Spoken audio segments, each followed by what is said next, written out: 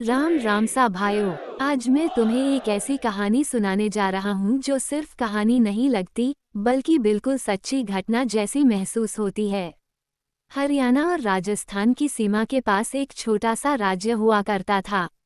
वहाँ के राजा का नाम वीरेंद्र था। राजा बहुत समझदार और न्यायप्रिय था, लेकिन कुछ समय से उसकी जिंदगी में एक अजीब परेशानी शुरू हो गई थी। रोज सुबह सूरज निकलने से पहले एक काली चिड़िया महल की छत पर आकर बैठ जाती और रोने लगती, कू कू, यहाँ कल्पवृक्ष नहीं है। शुरू में राजा ने ध्यान नहीं दिया, लेकिन जब ये रोज होने लगा तो उसकी नींद खराब होने लगी। धीरे धीरे वह चिड़िया की आवाज उसके दिमाग में बैठ गई। एक दिन तंग आकर उसने दरबार बुलाया और बोला, कोई मुझे बताए ये चिड़िया क्यों रोती है। तभी एक बूढ़ा सैनिक आगे आया और बोला, महाराज, इसे कोयलिनी कहते हैं।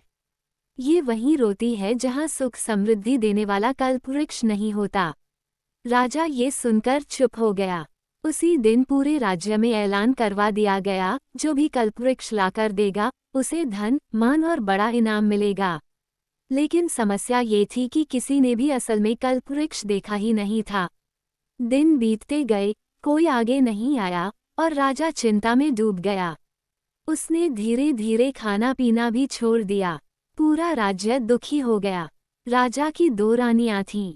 पहली रानी महल में रहती थी, उसके 4 बेटे थे, तेज लेकिन थोड़े घमंडी। दूसरी रानी को किसी कारण से जंगल के किनारे एक छोटे से महल में रहना पड़ता था। उसका एक ही बेटा था, सीधा, शांत और बहादुर। एक दिन उस लड़के ने अपनी माँ से कहा, माँ, जब तक पिताजी खाना नहीं खाएंगे मैं भी नहीं खाऊंगा और मैं उनके लिए कल्पवृक्ष लेकर आऊंगा। माँ की आंखें भर आई, लेकिन उसने बेटे के सिर पर हाथ रखकर कहा, जा बेटा, लेकिन संभल कर जाना। अगले दिन वह लड़का राजदरबार में पहुंचा।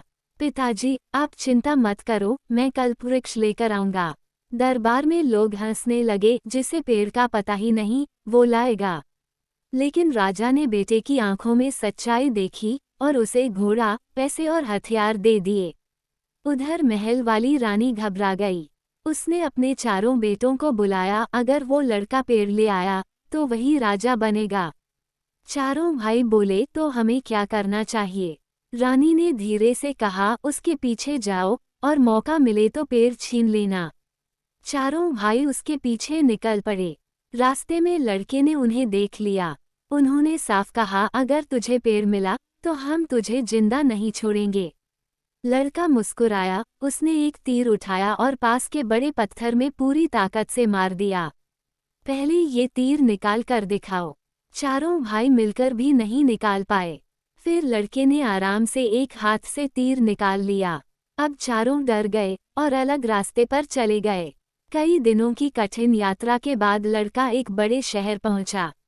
वहां उसे पता चला कि उस शहर के राजा के महल के अंदर ही एक अद्भुत पेड़ है, जो हमेशा हरा रहता है। लोग उसे कल्पवृक्ष कहते हैं। लड़का सोच में पड़ गया, सीधे जाकर लेना संभव नहीं था। तभी उसकी मुलाकात एक फूल बेचने वाली महिला से हुई। धीरे धीरे दोनों में भरोसा बन गया। लड़का रोज उसे एक सोने का सिक्का देने लगा। एक दिन उसने कहा, आज फूलों का हार मैं बनाऊंगा। उसने इतना सुंदर हार बनाया कि देखने वाला हैरान रह जाए। फूल वाली बोली, तुम्हें महल में ले चलती हूँ, लेकिन औरत का भेष बनाना पड़ेगा। लड़का तैयार हो गया। महल में राजकुमारी ने हार देखा और तुरंत समझ गई कि ये किसी खास इंसान का काम है। रात को लड़के ने योजना बनाई। फूलवाली के पति को शराब पिलाकर सुला दिया और खुद उसकी जगह पहरेदार बन गया। आधी रात को जब सब सो गए, वो धीरे से गया और कल्पवृक्ष को जड़ समेत उखाड़ लिया। दिल जोर जोर से धड़क रहा था, लेकिन वो चुपचाप वहां से निकल गया। वापसी के रास्ते में उसे उसके 4 भाई मिले। वे भूखे थे, परेशान थे। लड़के ने सब कुछ भूलकर उनकी मदद की, खाना दिया, पैसे दिए। लेकिन रात को उन्होंने धोखा दिया। जब लड़का सो रहा था, उसे कुएं में धक्का दे दिया और खुद पेड़ लेकर भाग गए। सुबह गांव वालों ने उसकी आवाज सुनी और उसे बाहर निकाला। वह कमजोर था, लेकिन हिम्मत नहीं हारी और धीरे धीरे अपने राज्य की ओर चल पड़ा। उधर 4 भाई पेड़ लेकर पहुंच गए। राजा खुश हुआ, पूरा राज्य खुश हुआ। लेकिन तभी उस शहर की राजकुमारी भी वहां पहुंच गई। उसने कहा, मैं शादी उसी से करूंगी जिसने सच में ये पेड़ लाया है। उसने एक सवाल पूछा, जो हार तुमने दिया था, उसमें कितनी लड़ियां थीं? चारों भाई चुप। फिर असली लड़के को बुलाया गया। उसने बिना सोचे कहा, 8 लड़ियां थीं। राजकुमारी मुस्कुरा दी, यही असली है। सच सामने आ गया। राजा को सब समझ आ गया। चारों भाइयों को सजा दी गई और उस बहादुर, सच्चे बेटे की शादी राजकुमारी से कर दी गई। राजा ने उसे अपना उत्तराधिकारी बना दिया। सीख। दोस्तों, दुनिया में चालाकी कुछ समय के लिए जीत सकती है, लेकिन सच्चाई, मेहनत और ईमानदारी आखिर में हमेशा जीतती है। ऐसे ही भक्तिपूर्ण वीडियो के लिए हमारे चैनल को लाइक करें और शेयर करें।